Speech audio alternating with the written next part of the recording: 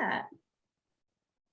All right, so our webinar is being recorded, so if you have to jump off early or if you'd like to revisit some of the amazing content shared tonight, please look for the recording on the California Native Plant Society YouTube page. In a few days, it'll be up, so please feel free to take a look there. All right, I think we've reached our max capacity with everyone. So let's get started. Hello, everyone. My name is Jen. I am the Community Education Coordinator at the California Native Plant Society. And with me here is David. David, I'll allow you to introduce yourself. Awesome. Hi, everybody. My name is David Bryant. I'm the Director of Education and Engagement at CNPS. And we are talking about one of my most favorite topics tonight when it comes to native plants, which is the aromatic qualities of so many of our California native species. There are so many fragrances, such a diversity of aromas. We're going to hear all about that tonight. And it's just a really wonderful thing to celebrate and bring into your garden or growing situation. So really excited to have some fabulous panelists with us tonight to share their experiences, perspectives, and of course, their favorite aromatic native plants. So thanks again for joining us. Wonderful. So as David mentioned, we have an amazing topic for you all today, which is aromatic native plants.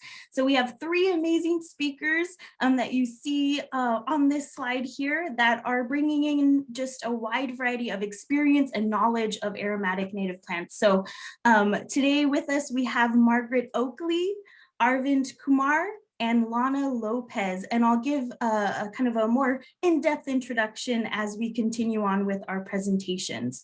So for today's schedule, we'll have our three presenters give a quick flash presentation of about 10 minutes or so, and then we'll have a panel discussion where we'll get to ask them some questions. So we do have, again, some time to ask questions. So if any questions come up, please feel free to use that Q&A feature, and we'll be checking those and making sure we're getting to as many of them as possible.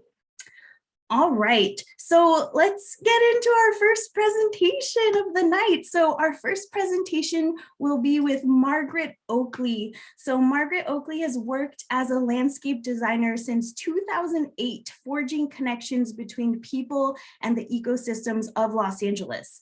She has worked with several nonprofits, including the National Resources Defense Council, the Theodore Payne Foundation for Wildflowers and Native Plants, the California State Parks Foundation, as well as the California State Parks, with whom she created community education projects about biodiversity and habitat restoration.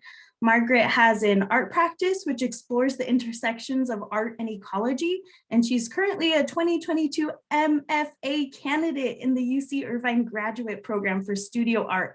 Wow, Margaret, you are doing so much, and we're so happy to have you here today. I'll let you take it away. Thank you so much, Jen, and thank you, David. It's such an honor to be participating in this Naturehood episode. So I'm sharing my screen. I want to make sure you can see it, and we're all good. Okay, great. And yeah, I'll take it away here. Before I really get into the specific project that I'm highlighting, I thought it would be good to more generally touch on this question of why do plants smell? A very long time ago, I gave a talk to an elementary school class, and one of the smarty pants kids in the class asked that very question. This was maybe like a year or two into my career, and I was like, that's a really great question that I didn't really fully know the answer to. So I thought it's interesting to present the notion that despite our enjoyment of plant scents and aromas, humans are actually not the primary reason for why plants smell. Smell is a vital form of communication for plants, and it's meant to attract pollinators and repel predators. And then just touching on California native plants, and specifically with very strong smelling leaves. So this photo is of coyote mint with a swallowtail butterfly. And I think that the flowers emit a soft scent that attracts the butterfly. But what humans can really notice about this plant, and also a lot of native sages, are the strong smells in the leaves. And what's giving that smell are volatile organic compounds, specifically terpenoids, flavonoids, and phenols. And just another fun fact that a lot of our California native plants with high oil content in their leaves, so they have a really strong scent coming out through those terpenoids, flavonoids, and phenols in the oil. That's an adaptation for drought. There's an amazing intelligence in these plants. There's less water in the leaf and more oil, and it's an adaptation for drought. So I thought that was interesting to share. But what I'm really here to talk about is a project called the Scented Serpentine Garden. This was a community project that I worked on at Rio de Los Angeles State Park. And the photos that I'll be showing are from 2016 through 2019. This was a community habitat restoration project in a very urban state park in Los Angeles. And hopefully at the end of this talk, the title will make sense to you. Just to situate everyone, it's amazing to see where everyone is coming from to attend this webinar.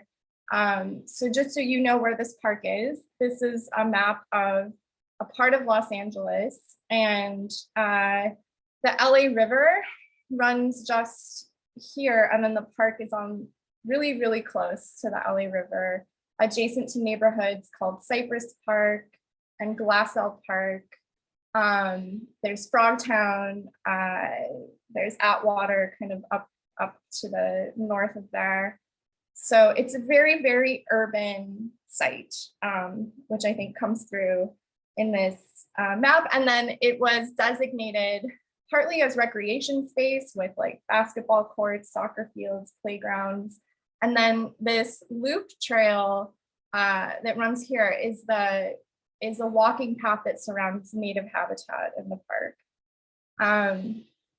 And inside the park, if you take that walking loop trail, a really amazing destination to arrive to is called the Artist Bench. And here is the artist Suzanne Siegel with the bench. She co-made this with a group of elementary school students, and it tells the story of the land.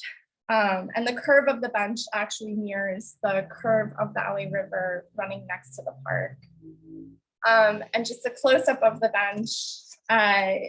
The land is a complicated story. It's for another presentation, but it was originally the ancestral home of the Gabrielino and Tongva people, who historically and to this day inhabit what we call Los Angeles.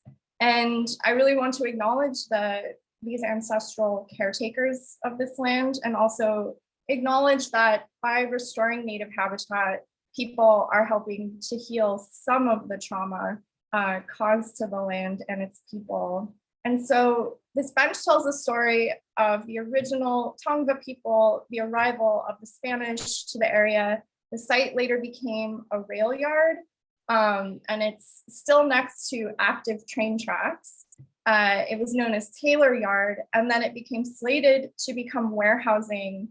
And community people band together to advocate instead for green space in the community. And you can see how it says here, in the year 2000, a coalition of 36 community organizations united and fought to reclaim this riverland for shared recreation and habitat restoration. So in 2017, I was hired by California State Parks to help draft a stewardship plan to think about making kind of smaller community tended habitat gardens within the park. And so the garden that I'm going to focus on is this one, which originally we called the sensory garden or sage spiral.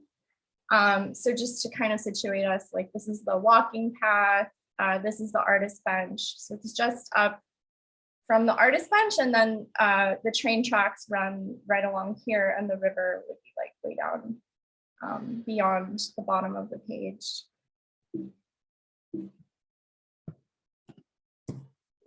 Okay, so I think about this project as an amazing kind of relational process. And the volunteer workdays were organized by the California State Parks Foundation. And through them, all kinds of wonderful random people would arrive to help make and tend to this garden.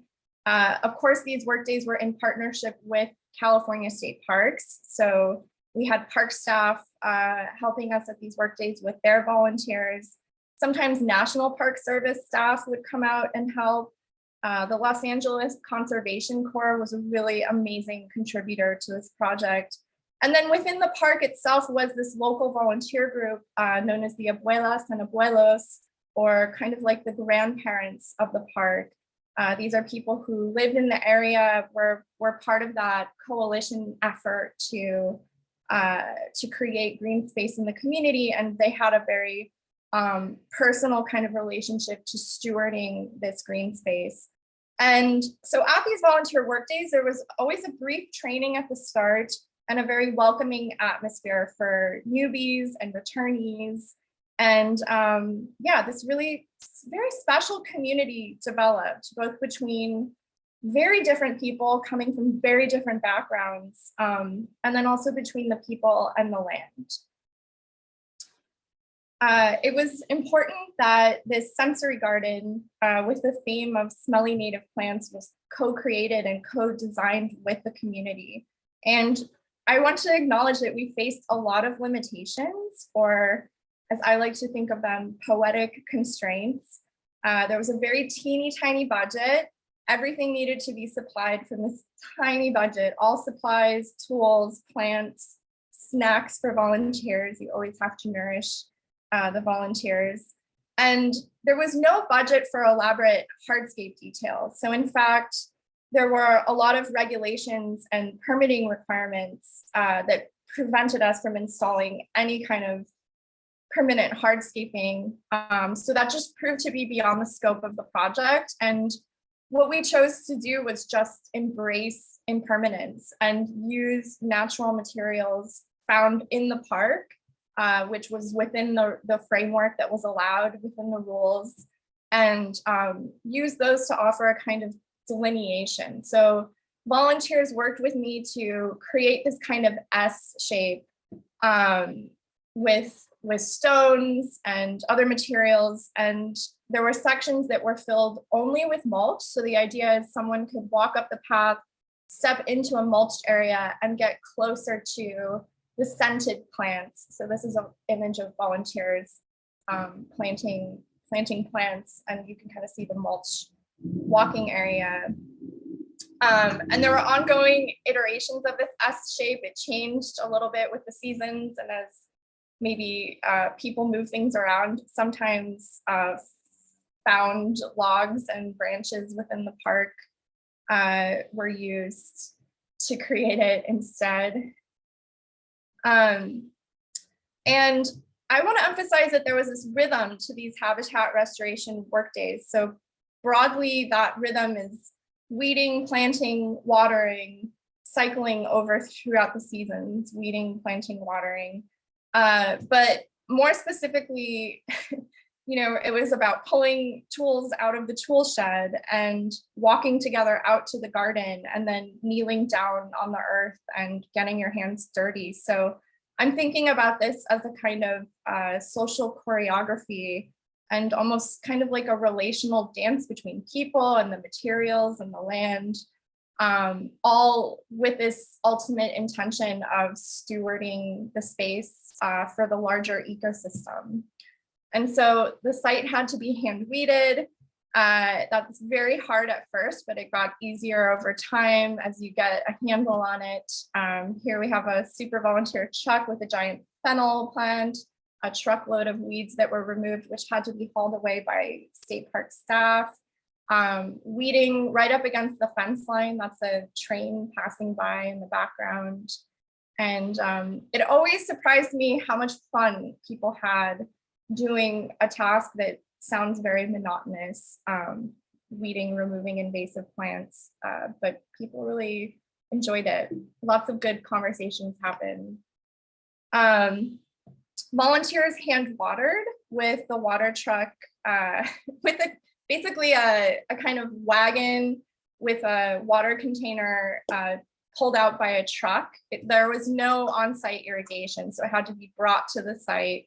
And the pump off the truck was like very high pressure. So really the best method was often filling buckets and just hand watering each plant individually. So it's like very slow gardening going on here. And then mulching was also critical to suppressing some of the weeds and helping to retain soil moisture. And then it was, of course, really important to take time and enjoy the sages and enjoy the park, the beauty of the park. One of the special things about Rio is that it's designed to capture rainwater. The center of the walking loop area is a depression, and when it rains, it fills with water. And it's this amazing seasonal wetland space. So it's just also really important to enjoy what's around us.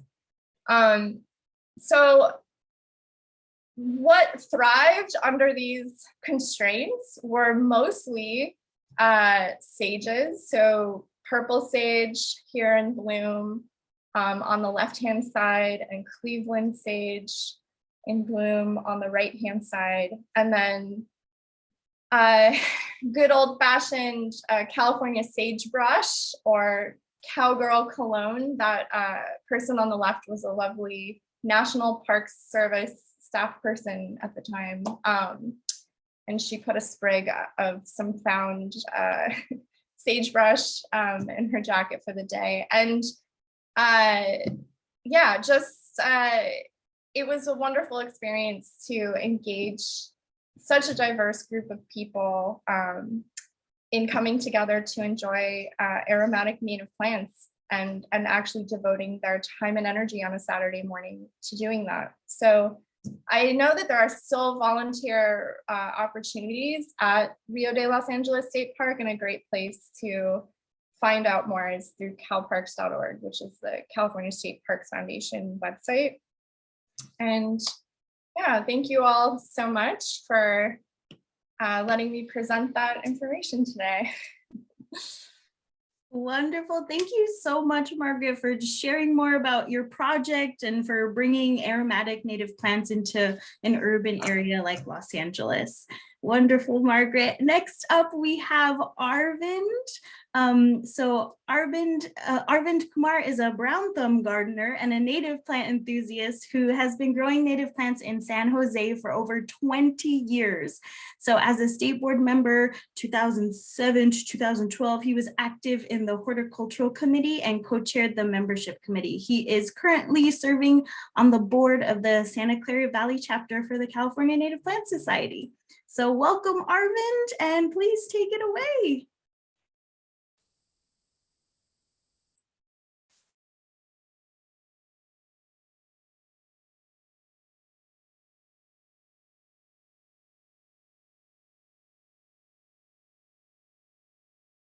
All right, Arvind, I believe you're muted, so we can't hear you talking.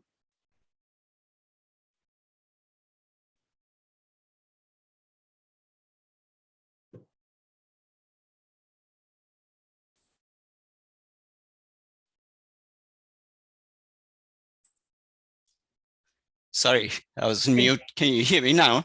Yes, yes. Okay, thank you. Thank you, Jen. Good evening, everyone. And thank you for having me. I wanted to share with you today a short list of 15 aromatic plants that can be grown with ease in most home gardens.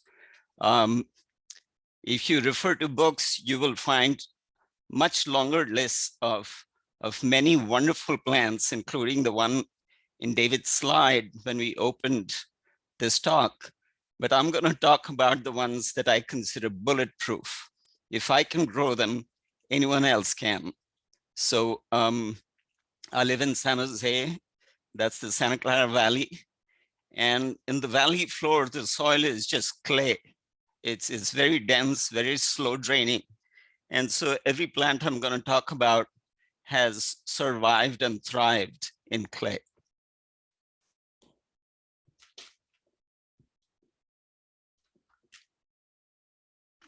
So Margaret went over some of this already. Fragrance comes from volatile organic compounds, VOCs, which are emitted both by flower petals and sometimes by leaves.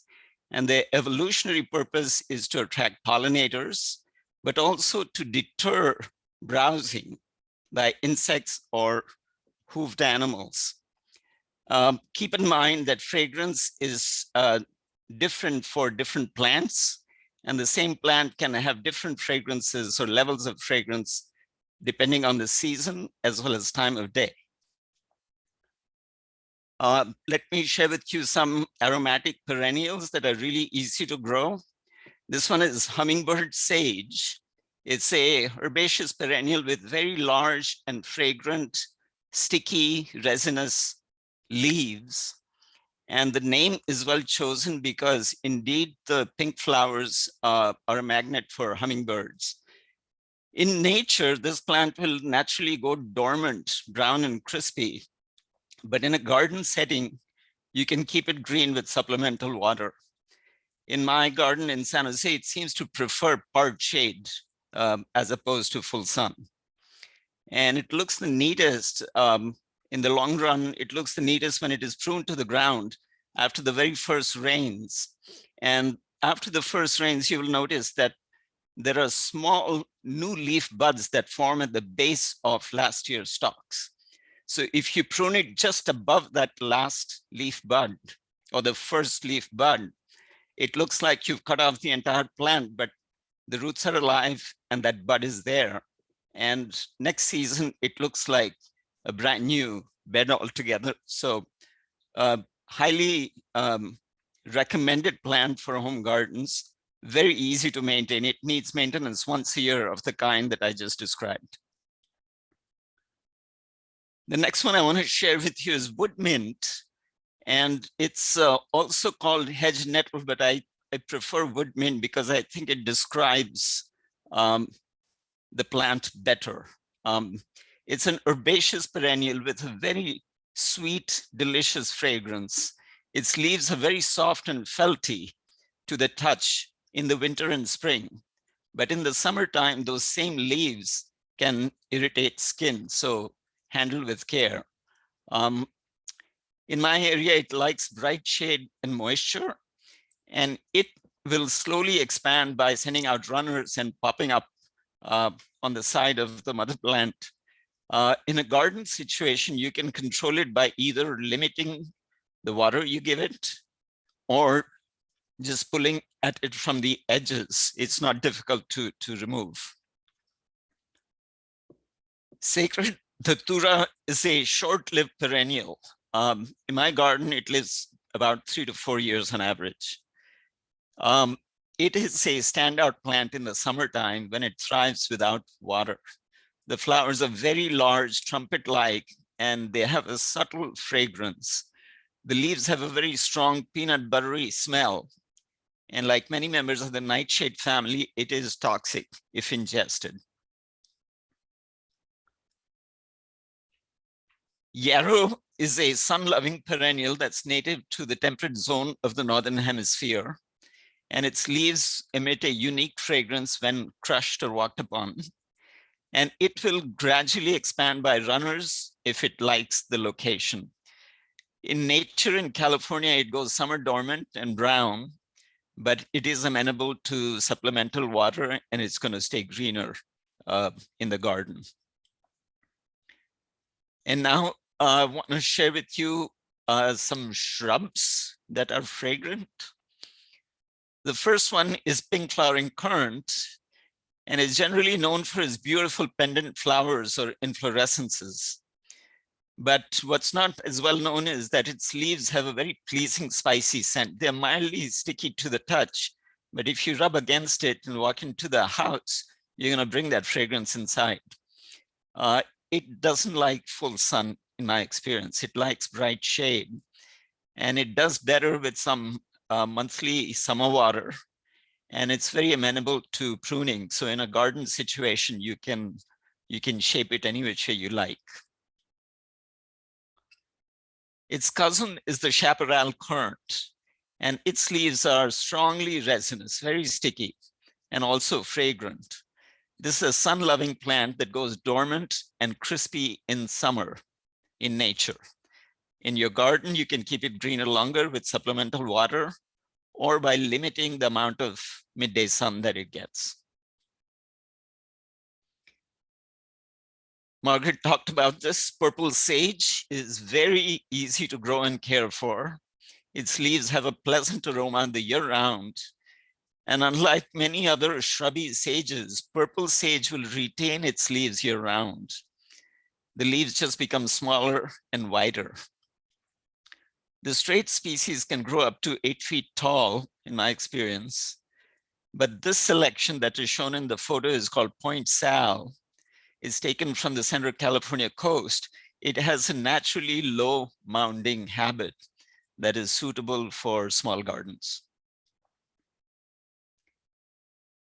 This is black sage. It's locally native to the San Francisco Bay Area. And its green leaves are intensely aromatic, and more so as the weather warms. And its fragrance is very different from purple sage or hummingbird sage. Indeed, no two sages, in my experience, smell exactly the same. And black sage fragrance is its signature. White sage is native to Southern California. It's very aromatic, and it is tightly coupled to the cultural life of native Californians. It grows easily in full sun and well-drained soil. This particular one in the photo is against a south-facing fence, which is a heat trap, and it just thrives there. And it thrives there without a drop of supplemental water all year long. The only water the shrub gets is what comes from the sky. The flower stalks will grow above the foliage to about 8 feet tall. And I prune them in late winter after the goldfinches have had their fill of the seeds. Pitcher sage is also from Southern California, this particular variety, Lepichenia fragrans. The leaves are soft and fragrant, and it attracts hummingbirds and native bees. It's a small shrub, woody shrub. You saw this before in Margaret's presentation, California sagebrush. It smells like a sage, but is actually a member of the sunflower family. The flowers are very small and inconspicuous. Its standout feature to me is its fine blue-gray foliage in the wintertime and in spring. And it supports a diversity of insect life and bird life. Great habitat plant. It really thrives on dry, sunny slopes. It has a very deep root system, and that makes it excellent for erosion control.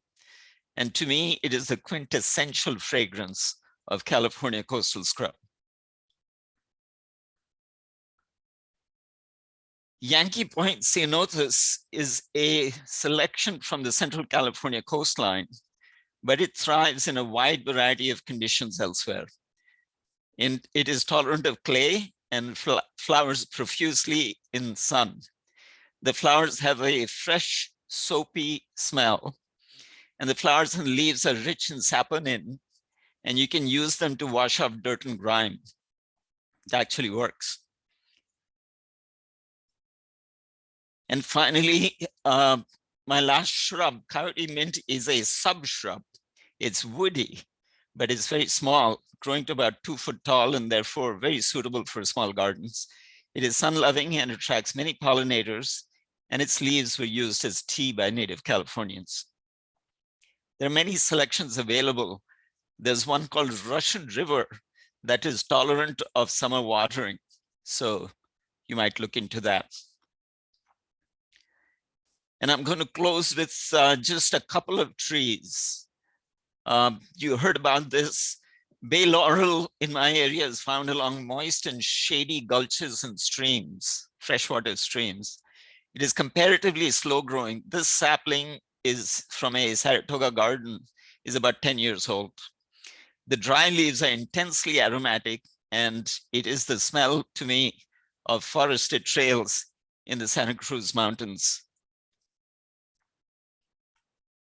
I'm going to end with one of my favorite trees, the California buckeye.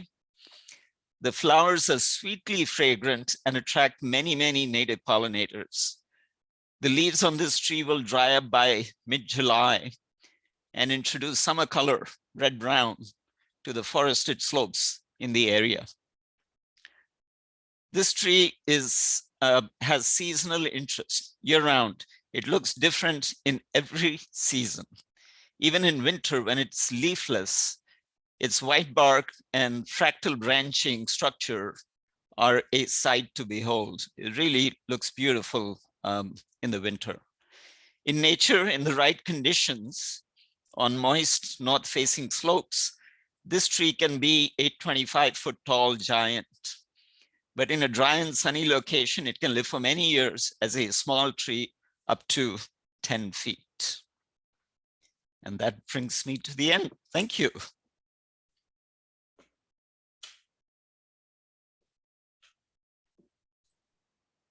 All right, thank you so much, Arvind. That was a wonderful presentation, that close-up look of these aromatic plants and the lovely details you provided. I felt like I was standing in front of these plants, just lovely.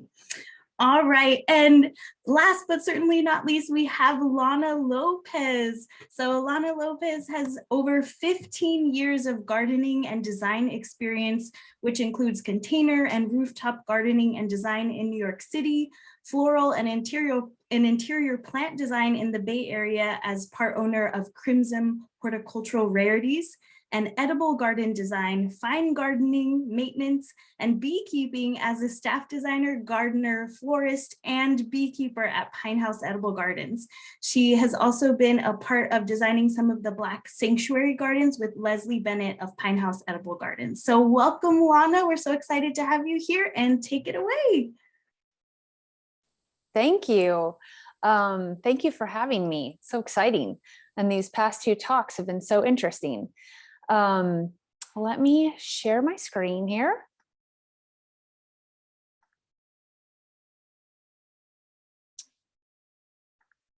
Okay. So Pine House Edible Gardens is mainly an edible landscaping company. We mix edibles into ornamental gardening, and we do a lot of designated kitchen gardens and cutting flower gardens. And we do love to use as many natives as we can, just because they're great plants and it's the responsible thing to do in California, especially water-wise. So I am going to go through how we incorporate them into our designs, and how we use other forms of aromatic plants in the Pine House Gardens. So we have some of the other presenters have talked about this, but the reasons why plants are aromatic.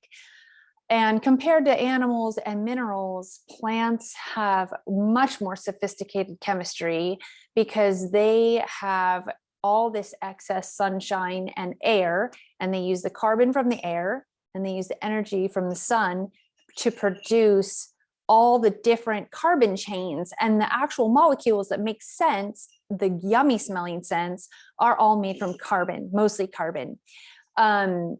Mixed with other things. But that's one thing that animals and minerals don't have access to that the plants do, and why the plants smell more sweet. So they are the magicians of the scent world.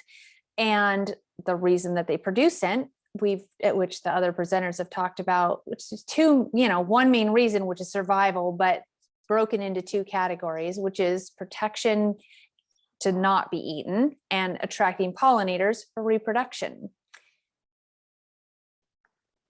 So taking that notion of protection, those are the plants that are very high in the volatile organic compounds.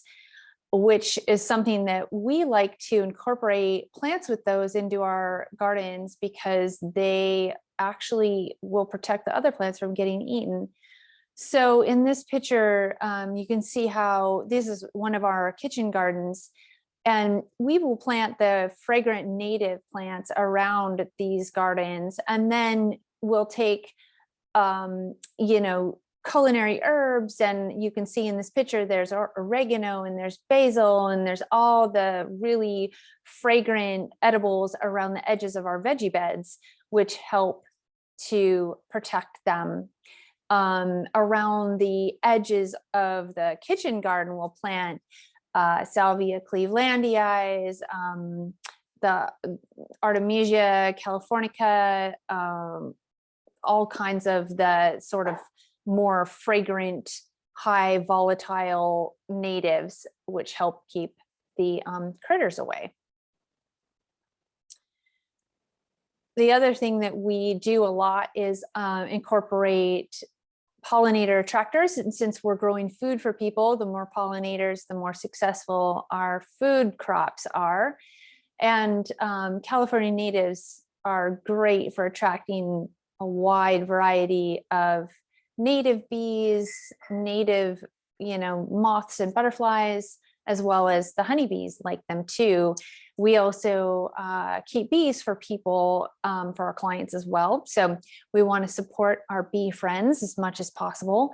In this picture, you can see we have a lot of Achillea, we have some phlomis, we have a lot of verbena. In the background, there's some more salvias. So lots of pollinator attractors in this front garden in Palo Alto. In the backyard, we have a beehive, we have kitchen garden, lots of veggies and lots of fruit trees. So bringing in all the pollinators. So another part of this is that the fragrant aspect, and we do use rose a lot. We love the native rose. We use the Philadelphus, the mock orange a lot, and some of the other, of course, Achillea is one of our very favorites. So I just spoke about this, but we can talk about it a little bit more with pine house. The aromatic plants, they help deter predators. We use the culinary herbs. We use the native salvias and things with strong scents. We'd like to attract pollinators with the fragrant plants. And then we also use fragrant plants to create an experience for our clients where, you know, when they're in the garden, a lot of these clients don't necessarily know a lot about plants. They're not necessarily gardening these gardens, but we can entice them out with, you know, plants that smell nice. We can create an experience for them. And the more they can interact with the garden, obviously, the better.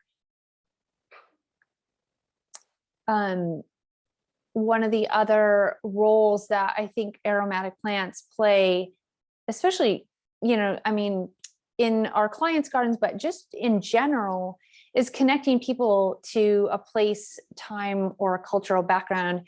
We do a lot of investigating with our clients when we're creating gardens. We talk to them a lot about their cultural history, their family history, plants that mean things to them. And the more connected they are to the garden, the more important and better it is for them. I think for myself, learning about fragrance has been an extension of my relationship with plants, which has been ongoing for many years. But some of my earliest memories as a kid have been in the garden with the smell. And as a little child with no plant knowledge, just having that, you know, that immediate recognition of a plant by its scent is something that's carried through for me my whole entire life. And I still, like, first thing in the spring when the violets come out, it takes me to back when I was like 4 years old in my first garden. And I think that's one thing that fragrance can do that, you know, no other sense can do for people. It can connect you to memories. It can connect you to places so quickly. So I think creating meaningful relationships with plants for our garden or for our gardens and our clients is a big part of my design, and I use fragrance a lot for that. The fragrance aromatic plants are also food and they're medicine. I mean, the volatile organic compounds are what make plants medicinal. So we do grow a lot of plants that can be used medicinally, and most often they are very fragrant, including, you know, the native sages. People make tea from them, the monardella. There's even the sorry, I've lost the the name. Anyways, I'll come back to that. And then the next thing would be pleasure. Like, the sense of smell makes you happy, and having a fragrant garden is lovely. Who doesn't want to have a mock orange in their backyard during the springtime? And then the last thing we do for our clients in terms of scent is we take things out of their garden and we make things for them. So we'll make, you know, not necessarily with the natives, but sometimes with like the salvias, with lavenders, and we make them soaps, we make them candles, and it just is a little added on kind of benefit for our clients and a way that we like to use scent. Here's just a quick little picture of some goodies that we've made them this past year. So that is it.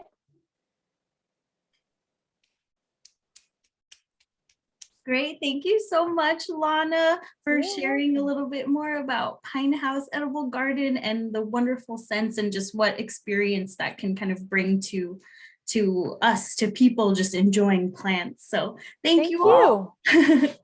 Now we're going to get into our panel discussion section of the presentation. So we'll just go through a few questions, and again, anyone can offer up an answer or just want to spark some conversation here. So let's see what's up first. All right, tough question for you all. Which aromatic native plant is your favorite and why? If you can just limit it to one, which one is that? Mine would be Philadelphus. Oh, the mock orange. Yes. Could you talk about what it takes to grow mock orange successfully? Did I talk about it? Yeah. You know, I think my experience with it has been that it likes to be in the shade. It likes a little bit of supplemental water, and it likes pretty good drainage. Excellent. Thank you. Mm-hmm. I'm going to jump in and say that my favorite fragrant plant of the moment is one I cannot grow that David had in his slide. It's Trichostemma lanatum, woolly blue curls. The leaves are beautifully fragrant. The flowers are differently fragrant, very sweet. It's gorgeous to look at. And I've killed 3 of them. You and everyone else, like me included. So yeah, that's a very finicky plant, but it smells like fruity pebbles, the leaves. I mean, there's something magical and intoxicating about woolly blue curls. But I will share that my friend Steve Rosenthal, who's some 2 miles away, 3 miles away, he's got 2 of these growing beautifully in his yard. So there you go. What's his secret? I'm guessing it's watering. He has a slopey front yard.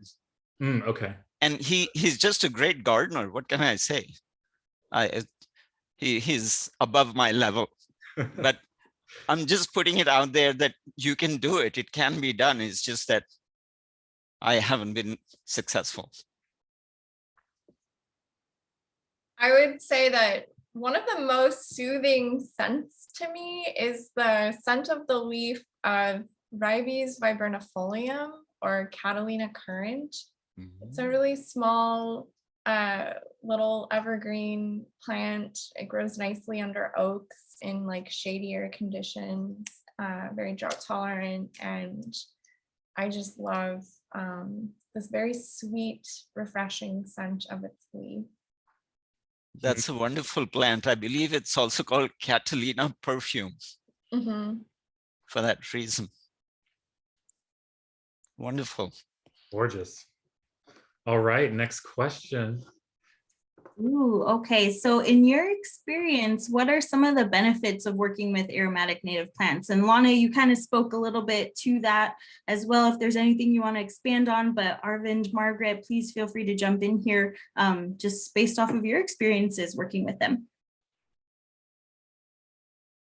Well, I'll quickly jump in and say a lot of these plants are edible, and like if I'm working in a client's garden and they have an abundance of sages, I truly look forward to going to their garden to taste their purple sage leaves or their black sage leaves. I'm a sage eater, and it's very strong. Like, it's not for everyone. For some reason, my palate loves the taste of native sage leaves. So that's a benefit that I enjoy from this work. I love that. I will say that sage flowers are edible too. And I have a habit of basically getting Chaparral Tic Tacs, you know, like if you just pick off just a little piece of a sage flower and put that on your mouth, it's like, it's a lot more gentle, I guess, than the leaf. But yes, just gave away my secret. I was going to say that Lana stated the benefits in a very complete manner, and I'm in alignment with all of them. Just a thought occurs to me that when we think about gardening, so much of mainstream gardening is devoted to how a plant looks, whether it flowers, what color the flowers are, and so on and so forth. And then we stop there. I think the fragrance is one way to bring people closer to the plants. It's a sensory experience. We have a sense of smell, and we often don't think that plants can be fragrant. There are, of course, well-known fragrant non-native plants, but California is full of fragrant plants. I only shed 15 plants. You know, that list is huge. So I would encourage anybody listening who lives in California, who has a garden, to consider growing some of these plants themselves. And some of them are really, really easy to grow. There's no reason at all for these plants not to be more commonly grown in our front yards and in our backyards. So there, you know. Yeah, and I'll add on your patios and balconies, what's so wonderful about aromatic plants, and like Margaret mentioned, you know, you can, when you grow a bay laurel in a pot or a salvia in a pot or a coyote mint in a pot, you can take cuttings of that and season your pasta, make a bar of soap, put it in your ice cream. I make black sage ice cream and it's fabulous. So if you don't have property or you don't have a garden, I've grown these plants in pots on my balcony before. So that's another really fun dimension, I think, of aromatic plants. All right, last question. Okay, last question. I'm getting very hungry for some of these wonderful recipes on all these things that are being shared in the chat. People are requesting your recipes, David. So, you know, just putting it out there. All right, last question. So how do you maximize the aromatic factor in a garden design? So is there anything that you want our listeners today to kind of take away if they're thinking about incorporating aromatic native plants into their garden designs?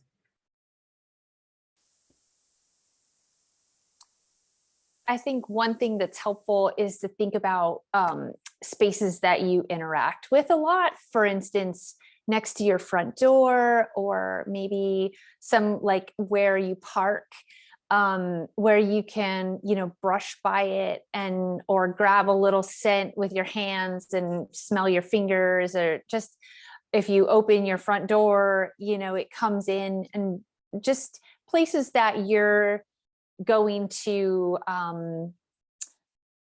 kind of daily interact with. Like, don't put it toward the back of your garden.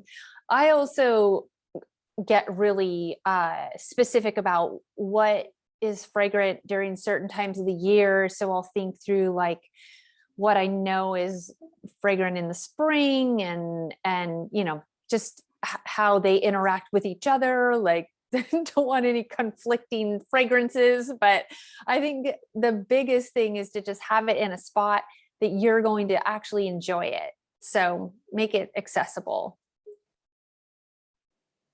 Yeah, I would add to that. One of the kind of keys often to good design, if you have the space, is massings. So doing multiples. And if you have a smaller like front yard situation, you can use, as Arvind mentioned, there's like cultivars of sages that are lower growing or more compact, but do a large swath of them, do multiples, do mass your plants, repeat them in the garden. That will just turn up the volume on the scent factor. That would be my tip.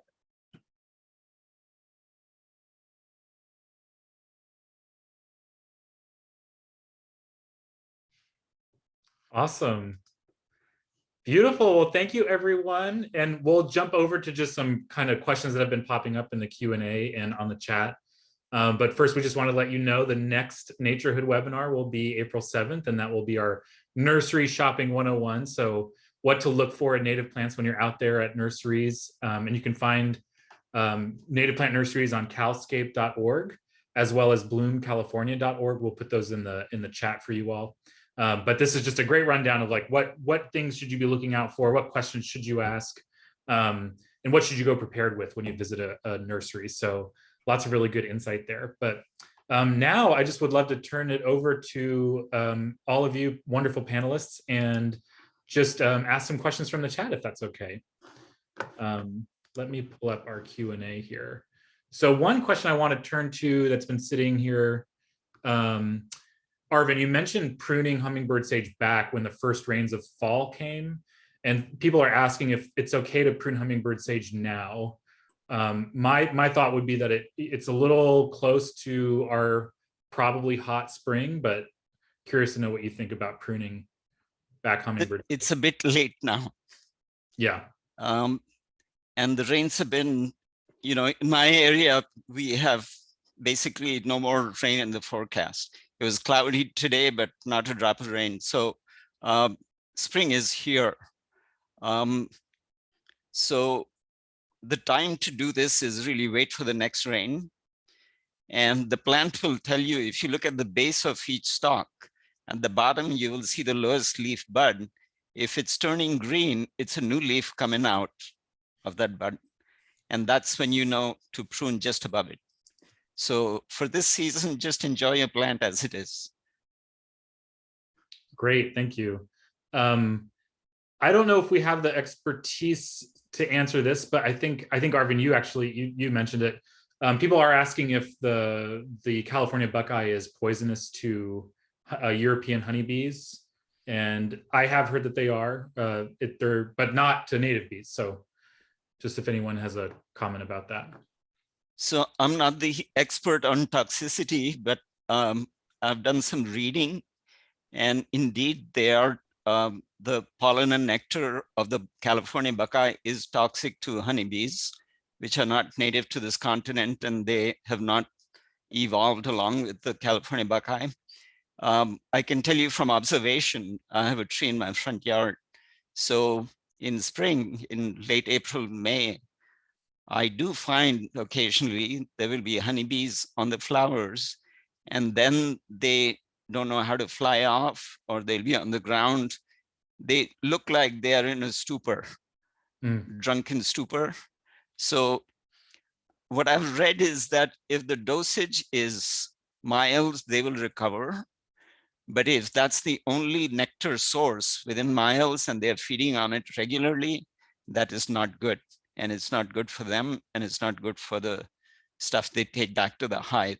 So if you're a beekeeper, you should probably stay away from California buckeye. But on the other hand, if there are lots of other sources of nectar, the bees are less likely to go to the buckeye and get poison there. So that's my layman's comment on that. Great, thanks, Arvin. And then what would you, a lot of you covered some of these, but what would be some of your recommendations for foolproof aromatic native plants? Arvind, I think a lot of the 15 you covered you mentioned were pretty resilient, and Margaret, you talked about some of the salvias and California sagebrush were really, really good foolproof plants. Just any other thoughts around that for people who are just getting started? Well, I left out one,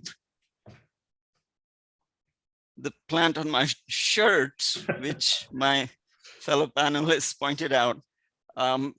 Mathilia poppy is very beautifully fragrant. It's a perennial, and it's a very large perennial, and it needs space to grow. It's very finicky about being transplanted, but if you can grow one successfully and give it enough space, you'll be happy with its growth. In my small garden, I used to have it, and I would knock it down to the ground every winter, and it would grow new stalks.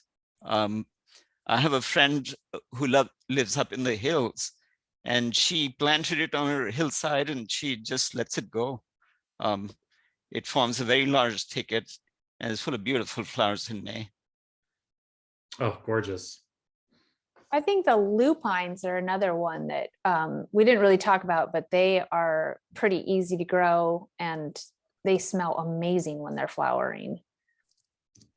I know there's this one lupin called the grape soda lupin. Entirely lives up to its name. It's the most intoxicating thing you could ever smell. Totally. I'll put it in the chat here for everyone. I would say just the most foolproof sage I know that I will use in garden settings where I know that the people don't have a lot of time to devote to their garden or don't have a lot of attention to pay to it, is Cleveland sage. Some of these like sage hybrids, Salvia clevelandii, they just have been bred in the nursery to tolerate such a range of conditions. So I think that's a really good starter sage if it's your very first one. It's also the most beautiful smelling of California sages. Cleveland sage is just heavenly. There's one plant that I left off the list. Mugwort is not great for flowers, but it has a lovely fragrance. It's a perennial, gets about 2-3 feet tall in my area. And nature, I find it near dry creeks and stream beds. Has this wonderful sagey fragrance. And it's also good for PO rashes. If you accidentally touch poison oak, if you rub some mugwort over the skin, it washes away the urushiol. That's a great addition, and I can say personally that's worked for me, and I love that mugwort is often growing next to poison oak, so it's very interesting that they sort of team up together in riparian spaces. All right, so wonderful. Thank you, everyone. We are at about 6:30, so I want to make sure everyone has time to enjoy the rest of their night. But thank you, everyone, for joining us today. And a big, big thank you to our 3 presenters that joined us to speak a bit more about aromatic plants and hopefully inspired some of you to incorporate these into your cooking, into your garden spaces, into your lives. So again, have a great night. Thank you all so much, and we'll see you next month for the next webinar. Good night, everyone. Thank you. Thanks, everybody. Good night. Thanks.